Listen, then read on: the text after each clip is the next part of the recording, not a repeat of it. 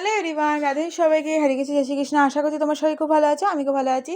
চলে এলাম চেষ্টা গপু চ্যানেলে ছোটো করে মিষ্টি ভিডিও নিয়ে। গুড মর্নিং সবাইকে, গুড আফটারনুন সবাইকে, শুভ দুপুর। কেমন আছো তোমরা অবশ্যই কমেন্টে জানিয়ে যেও। এখন বেজে গেছে 12:30, তোমাদের সাথে তাও টাইমটা শেয়ার করে ফেলি। এখন বেজে গেছে 12:30। তো তোমরা দেখেছিলে আমি ফার্স্ট ব্লগে যে আজ ঘুম থেকে ভাবতে আমি ফোনে কাজ কমপ্লিট করে চুলটা খুলে বেঁধেছিলাম। সেকেন্ড ব্লগে চান টান করে ফ্রেশ হয়ে স্কিন কেয়ার করে নিয়েছিলাম। থার্ড ব্লগে তোমার এমনিতে সকালবেলা বড় ব্লগ এবং কালকে সারাদিন কী কী খেয়েছি সেই ব্লগ শেয়ার করে দিয়েছি।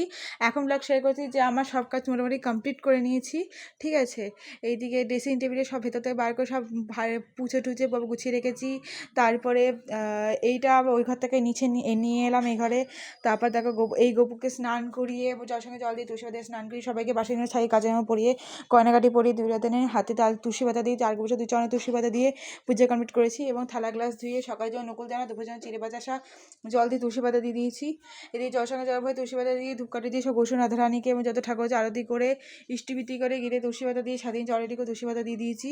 তো তারপরে ওই জায়গাটা সব ফোতলগুলো দিয়ে গুছিয়ে রেখেছি। অ্যান্ড গোপালের বাসি জামাগুলো কালকে জামাগুলো ধুয়ে মেলে বাসনগুলো উপর করে রেখে বিছানা গুছিয়ে প্যানগুলো ধুয়ে মেরে দিয়েছি। আলনা জামাগুলো গুছিয়ে বিছানা এখন জাজিমটা আনবো। জানলা মাল্লা খুলে জুতো মুতো তুলে ঘর বাসে দুটো ঝাড় দিয়ে ঘর পুছে দিয়েছি। আর এই ঘরে দেখতেই পাচ্ছি এখন শুধু জাজিমটা আছে, জাজিমটা ওই ঘরে যাবে আর পুতুলগুলো ওই ঘরে যাবে, তাহলেই হয়ে যাবে। তো যাই হোক, মোটামুটি আমি ঘর তো গুছিয়ে নিয়েছি।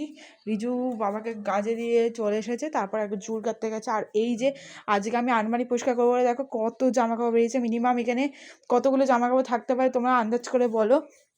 পুরো ঢিপি হয়ে যাচ্ছে এখানে প্রচুর জামা কাপড়। আমি কিছু জামা কাপড় আমি অন্যজনকে দিয়ে দেবো। তো মাকে ডাকলাম, মাকে বললাম একটা ব্যাগ নিয়ে আসো, যেগুলো পরবো না সেগুলো নিয়ে নাও, কারণ এই পুজো আসলে আরও জামা কাপড় হয়ে যাবে।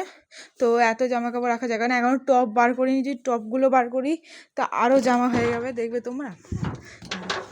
টপগুলো বার করি, এগুলো সব আমি আজকে গুছাবো, সব গুছিয়ে গাছাবো এবং যেগুলো পরবো না সেগুলো বার করে দেবো। ফালতু রেখে লাভ নেই, ঘর জাম করা। চলো, এখানে শাড়িয়ে রয়েছে আমার শাড়ি।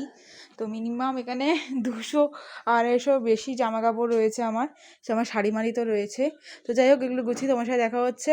অ্যান্ড এই ভিডিওটা ভালো লাগলে লাইক কমেন্ট শেয়ার করে দেয়। অ্যান্ড বড়ো ব্লগ আসতে চলেছে, সেটা কাল সকালে পোস্ট হয়ে যাবে, কালকে অবশ্যই চেক করে নিই। এখন তো টাটা।